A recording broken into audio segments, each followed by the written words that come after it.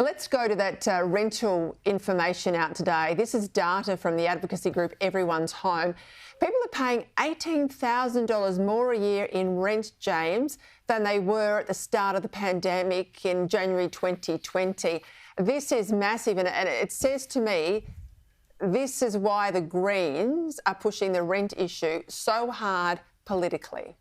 Oh, yeah, Peta. I mean, it's quite clear that they reckon they can start to strip Labour support off Labour to the Greens at the coming election, because so much of this rental stress is being felt in these inner city issues. And they can look at this and then compare it to the Albanese's government's fairly sorry record on housing. I mean, not just his own sort of policies that have gone by the wayside and that are now just sort of token bargaining chips in the Senate, but also the fact that housing construction has basically fallen off a cliff. Approvals, everything else has fallen off a cliff under this government. So the Greens see absolute opportunity here.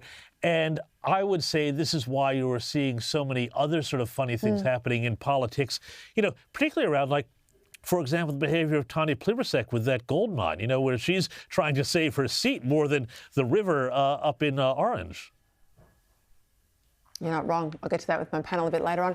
Hey, Victorian Premier Jeff Kennett was speaking at an event on the weekend, Caroline, in Melbourne. It was the annual Young Liberal Ball. He was the guest of honour. There are allegations a table in front of him had some people that were making a bit of noise. They were talking when they should have been listening to Lord Kennett speak. He took one person into task, a woman in particular. He called her a rude little bitch. I can't even say the word on camera.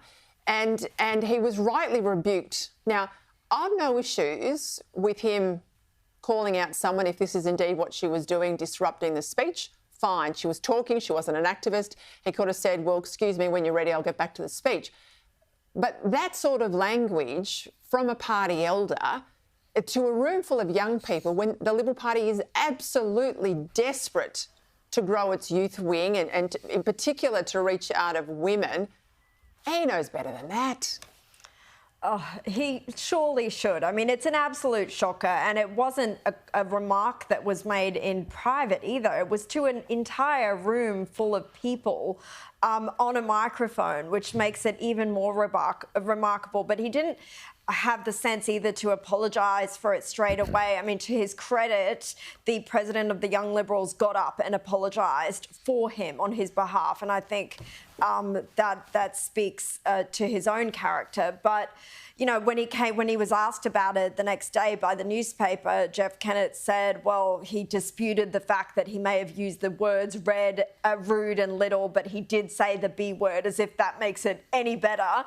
And he also said that while he apologised, he pointed out he was being distracted repeatedly by this woman, which sounds an awful lot like victim blaming. I don't think anything justifies the use of that kind of language, but you're absolutely right, Peter. No. I mean, it's beneath him, but it's also so damaging for a party which is, at this point in time, the leader of the Victorian Party is in court fighting accusations that he has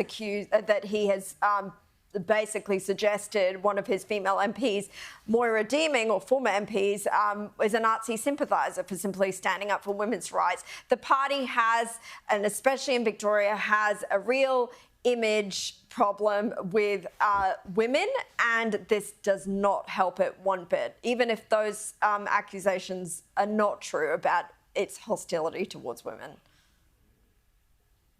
Yeah, I tell you what, leadership's about self-control, and you refrain from using words like that. It's just nasty.